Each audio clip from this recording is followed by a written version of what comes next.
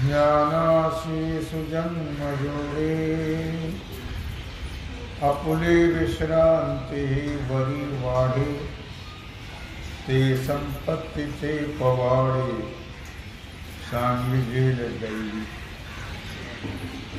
भगवान सिद्धेश्वराच्या श्रीमत कृपेनं श्री रुक्मिणी पांडुरंगाच्या चरणाजवळ बसून श्री सद्गुरू ज्ञानेश्वर महाराज, श्री जगद्गुरु तुकाराम महाराज, श्री संत एकनाथ महाराज यांच्या चरण सान्निध्यामध्ये आपण सर्वजण मिळून महान ग्रंथराज ज्ञानेश्वरीच्या 16व्या अध्यायाच्या 59-60 ओळीचा आपण विचार करतो आहोत.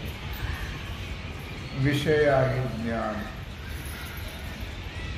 ज्ञानासी सुजन्म जोडे आपुली विश्रांती वरी वाढे ते संपत्तीचे पवाडे सांगितले दैवी. दैवी संपत्ती हा विषय आहे. आता या अध्यायामध्ये दैवी आणि आसुरी या दोन संपत्तीचा विचार केलेला आहे. तो आता या 16व्या अध्यायाला सुरुवात होत आहे. ज्ञानाला सुजन्म जोडे. सुजन्म म्हणजे चांगला जन्म. ज्ञानाला चांगला जन्म प्राप्त होईल आणि जन्मानंतर ज्ञानाची स्वतःची विश्रांतीही वाढेल. अर्थात ज्ञानाची प्राप्ती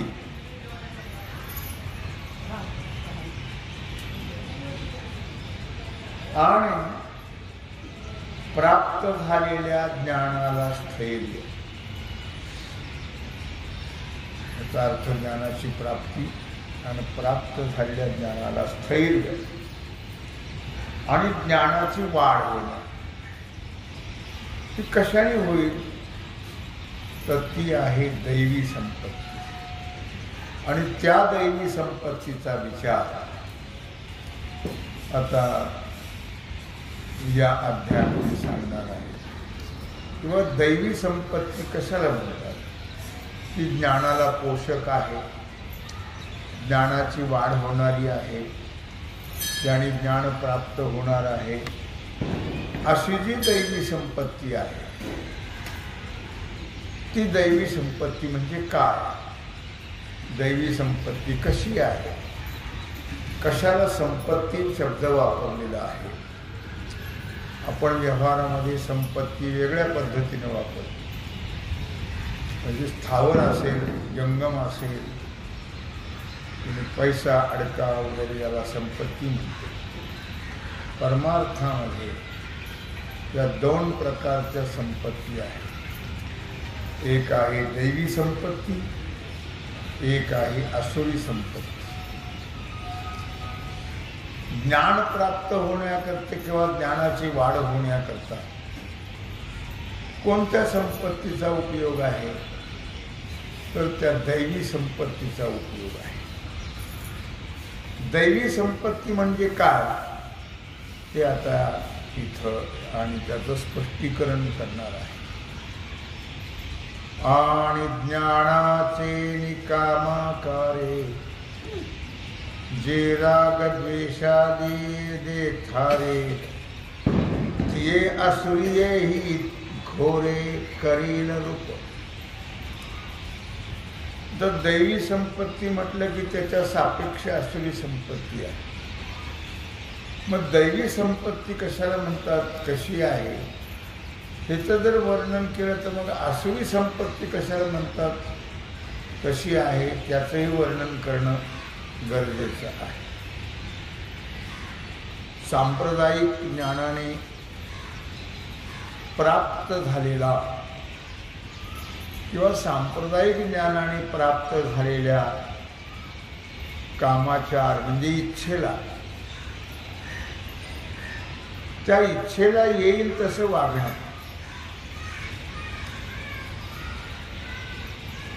कामवाद म्हणजे वाटेल ते बोलणं, कामभक्ष आवडेल ते खाणं,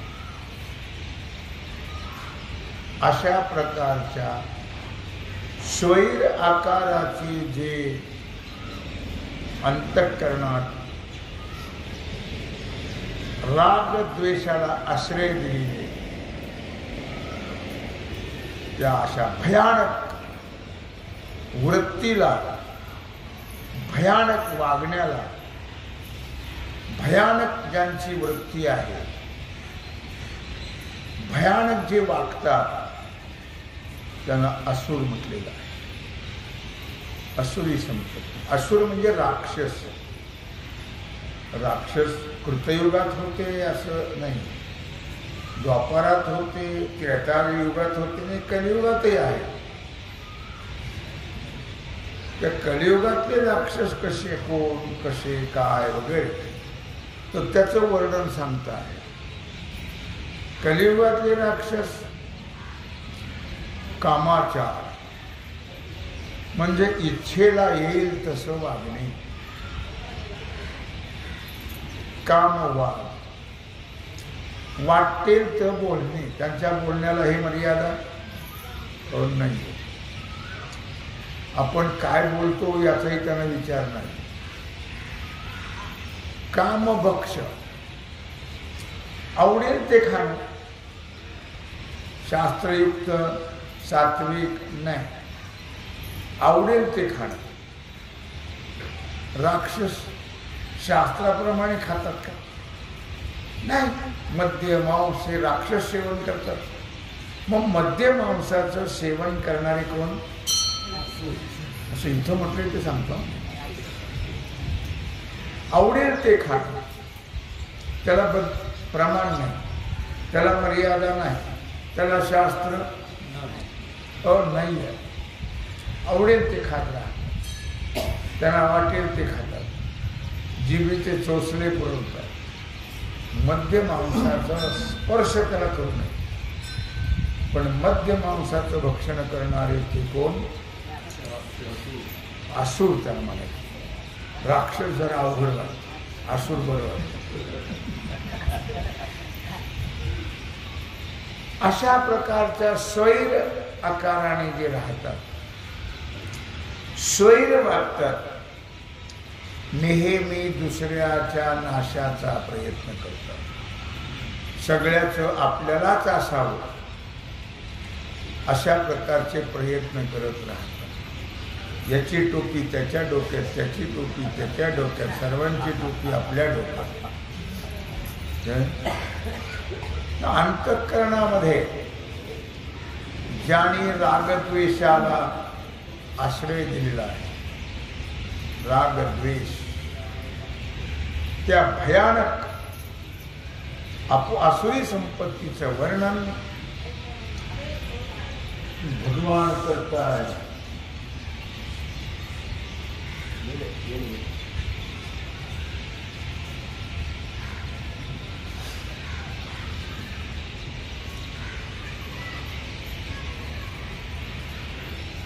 भयानक आसुरी संपत्ती ही भयानक आहे आणि तिचं वर्णन करत आहे भगवान.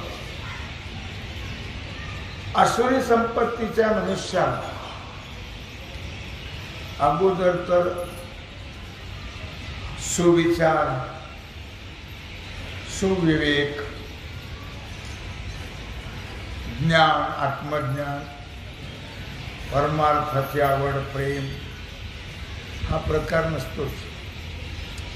उलट ते परमार्थ करणारा, त्यांची प्रकृतीच तशी, त्यांचे विचार आचार खाणं पिणं तसं असतं.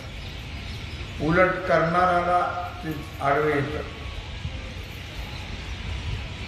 प्रल्हादाला स्वतःच्या बापानेच त्रास दिला, विभीषणाला भावानेच त्रास दिला. देवाचं नाव घ्यायचं नाही. असे अनेक लोक आहेत, आजही आहेत, की त्यांना देवाचं नाव आवडत नाही. या देशात श्रीराम जयराम म्हणणं अजिबात बंद झालं कायद्याने. श्रीराम जयराम जय जयराम म्हणायचं नाही अशी लोक आहेत सध्या वर्तमान काळात. तेव्हा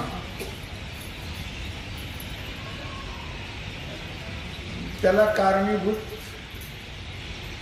हिंदू समाजच आहे. त्यांना जेवढी जिद्द आहे, जेवढा स्वाभिमान आहे, तेवढा आपल्या लोकांना कुठे, हिंदूला नाही तेवढा स्वाभिमान नाही, जिद्द नाही. हिंदू ते म्हणजे जिवंत आहे. काय त्यांच्या ठिकाणी पावर आहे. आमचे मरकटलेले मुर्दार, ज्यांचं रक्त मेलेलं आहे, ज्यांना आपल्या धर्माबद्दल आपल्या देवाबद्दल कोणी काही म्हटलं तरी या तोंडात माश्या गेलेला काहीच वाटत नाही. त्याचा स्वाभिमान नाही, त्याची जिद्द नाही, त्याचा विचारही ते करायला तयार. उलट त्यांना साथ देतात, उलट त्यांना साथ देतात. तेव्हा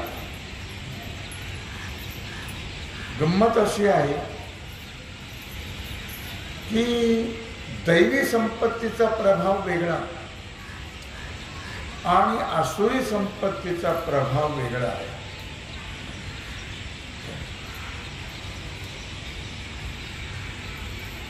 तुम्हाला एक वाजून दाखवेल मी थोडंसं संपल्यावर प्रवचन. दैवी संपत्तीचा प्रभाव वेगळा, आसुरी संपत्तीचा प्रभाव वेगळा. आणि आसुरांच्या ठिकाणी दैवी संपत्तीचा अभाव आहे, नाहीच आहे. दैवी संपत्तीवानाला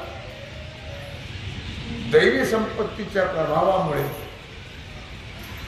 त्यांना आत्मज्ञान होते. तरी पण या किंवा पूर्वीच्या जन्मात ज्यांच्याकडून घडलेले पापाचे संस्कार आहेत, त्या संस्काराने आसुरी संपत्तीचा उदय होतो. या किंवा पूर्वजन्मात घडलेले जे पाप आहे, त्या पापाने हे सगळं वाईट जे करत राहतात, खाणं पिणं वागणं सगळं बोलणं, त्याचं अर्थ पाप आहे. पूर्वजन्माचं या जन्माचं त्या पापाचे जबरदस्त संस्कार आहेत त्यांच्याकडे. आणि त्या संस्काराने आसुरी संपत्तीचा उदय झालेला असतो. अर्थातच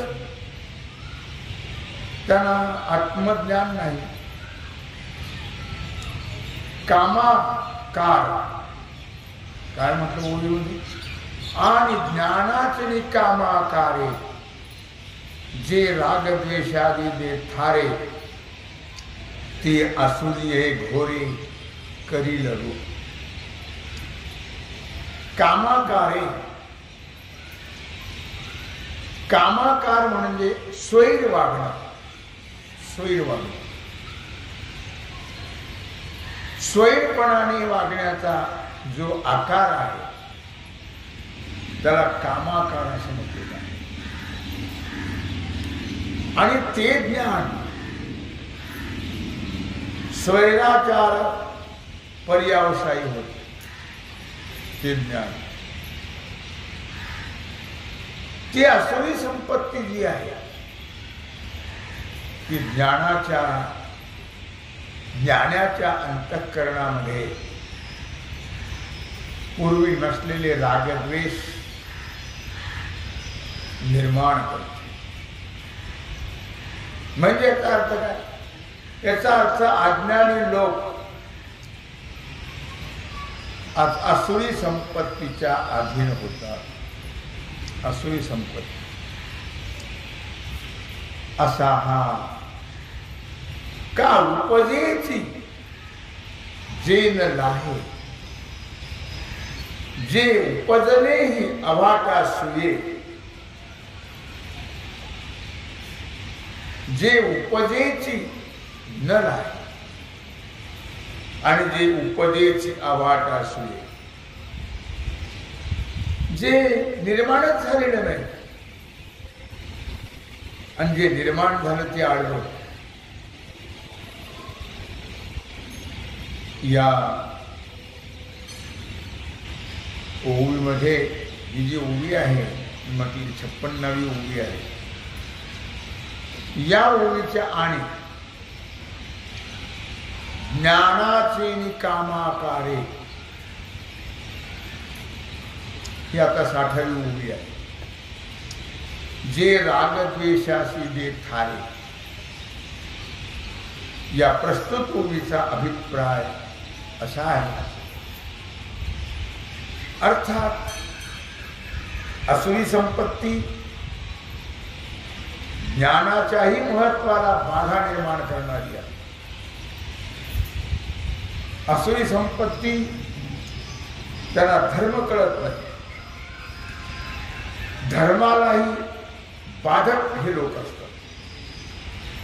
धर्माला बाधक कुऱ्हाडीचे दांडे गोतास काळ म्हणतात. त्याप्रमाणे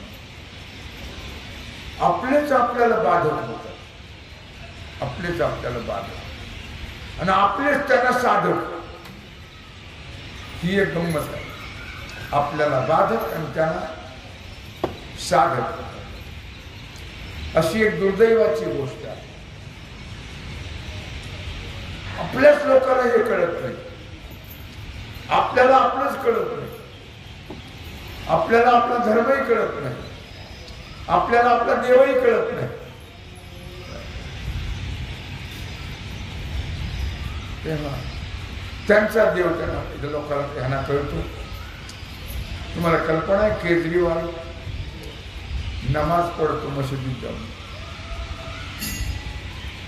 काय कळत नाही. आपल्या लोकांना आपलं कळत नाही. लक्षात घ्या, इतके मूर्ख लोक येतात. आपला धर्म कळत नाही, आपला देव कळत नाही, आपलं तत्व कळत नाही. एवढे मूर्ख आहे. काय खावं हे कळत नाही, काय बोलावं हे कळत नाही, काय पाहावं हे कळत नाही, काय ऐकावं हे कळत नाही, कसं चालावं हे, त्याचं नाव असुरी. ते असुरी संपत्तीचं स्वरूप या अध्यायामध्ये वर्णन करतात. सद इष्टानिष्ट करणी दोघीची एक कौतुकिनी, हे नवम अध्यायी उभारणी केली होती. मनुष्याने चांगलं वाईट करणं, चांगलं वाईट खाणं हे कशावर अवलंबून आहे? त्यांच्या पापाचारावर अवलंबून आहे. माणसं ते वाईट बोलतात, वाईट खातात, वाईट चालतात, वाईट करतात, हा हे त्यांचा पापाचार, अनंत जन्मीचं पाप आहे. लक्षात ठेवा. त्या अनंत जन्मीच्या पापामुळे मनुष्याला वाईट खाणं, वाईट पिणं, वाईट बोलणं, वाईट वागणं हे पापाचार आहे. पापामुळे म्हणून म्हटलं या स सहज इष्टानिष्ट करणे, चांगलं वाईट दोघीची या कौतुकिणी, हे नवमाध्यायी उभारणी केली होती. तेव्हा हा जो विचार आहे, दैवी संपत्ती आणि असुरी संपत्ती या दोघांच्या दोन्ही संपत्तीच्या स्वाभाविक लीला आहेत लक्षात. किंवा अशी जी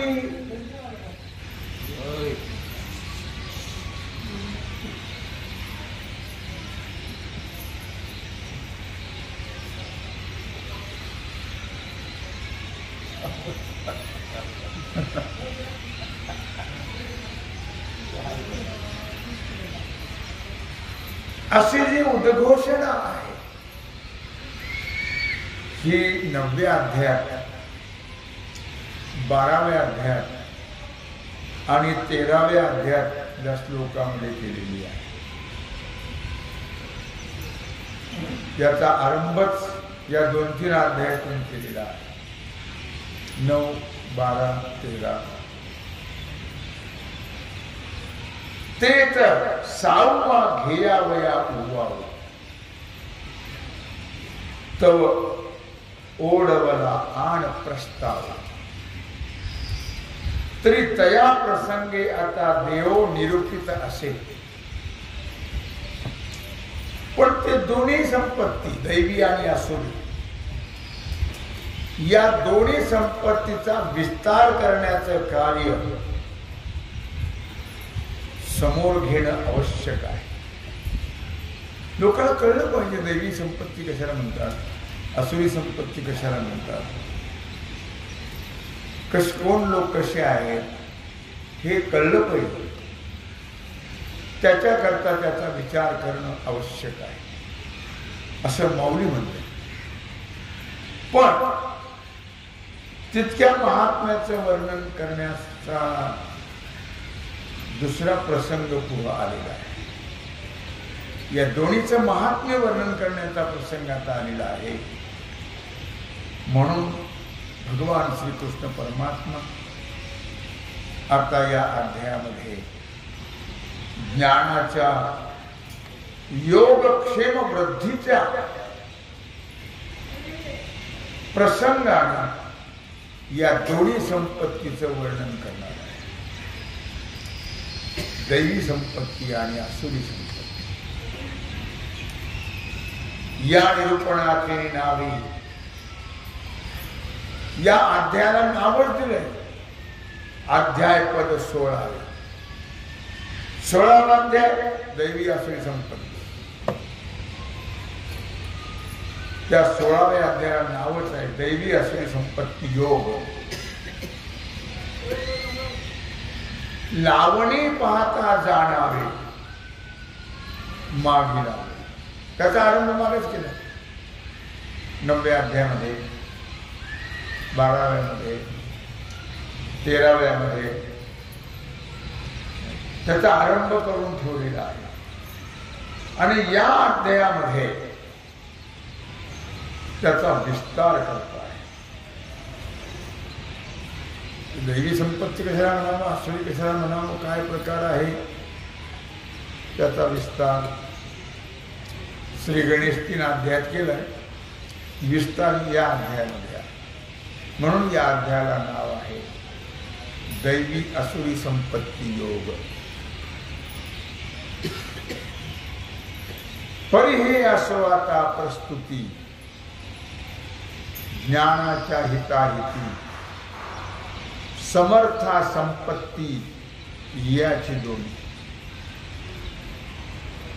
परंतु आता जाऊ दे, भगवान म्हणतात अर्जुना प्रस्तुत या अध्यायामध्ये ज्ञानाच्या हिताविषयी म्हणजे ज्ञानाच्या योगक्षेमाबद्दल आणि ज्ञानाच्या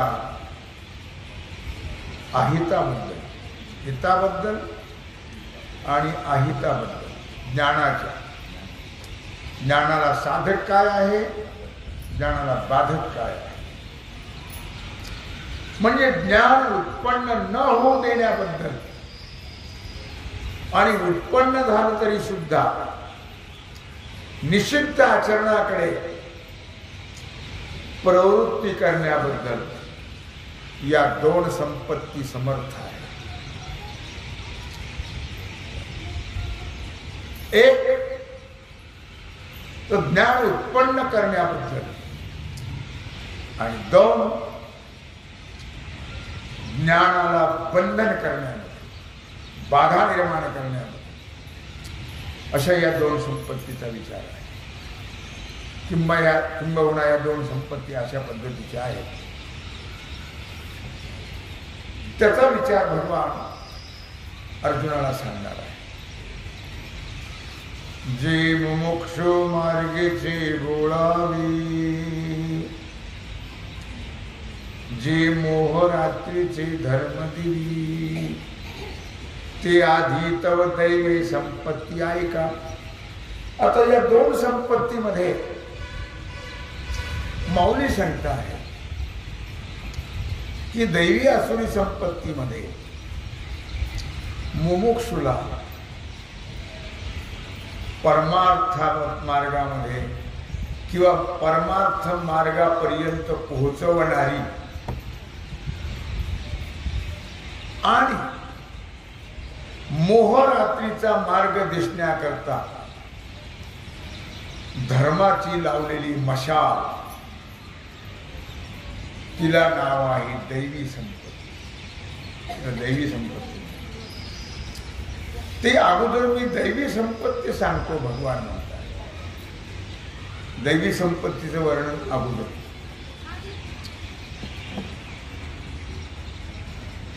आणि आसुरी संपत्तीचं नंतर वर्णन करणार. जे तर एक एका ते पोखी, ऐसे बहुत पदार्थ एकी, संपादिती जे लोकी संपत्ती म्हणिले.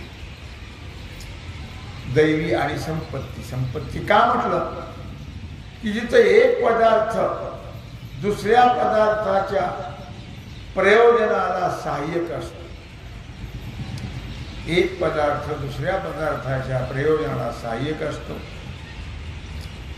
असं परस्परामध्ये जे अंगांगी भाव आहे परस्परामध्ये, असे जे अनेक पदार्थ एकमेकाचे सहाय्यक अंगी अंग भावाने एकमेकाला सहकार्य करणारे ते पदार्थ एकत्र संपादन करणं, त्याला व्यवहारामध्ये संपत्ती असं म्हणतात. ती दैवी सुखसंभवी, ते तर दैवी गुण एकोपजीवी झाली म्हणून दैवी संपत्ती. दैवी संपत्ती का निर्माण झाली तर दैवी सुखसंभवी ही दैवी संपत्ती जी आहे ती मुमुक्षुणा देवाचं सुख निर्माण करून देणारी आहे. मुमुक्षुणा आणि देवाच्या ठिकाणी असलेले जे कल्याणकारी गुण आहेत त्या गुणाला किंवा भक्ताच्या ठिकाणी असलेले देव प्राप्ती संबंधाने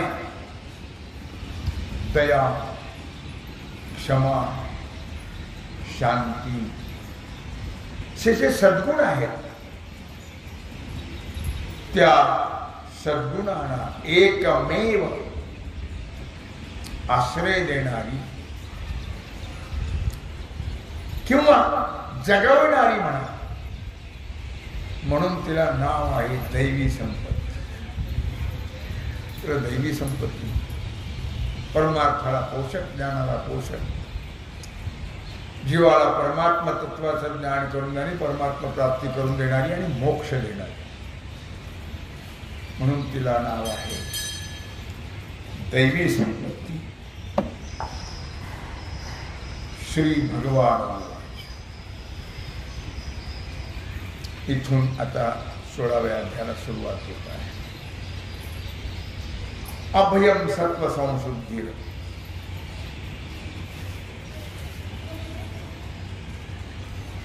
ज्ञान योग व्यवस्थिति दानम दमश्च यज्ञश्च स्वाध्यायास्तप अर्जवम.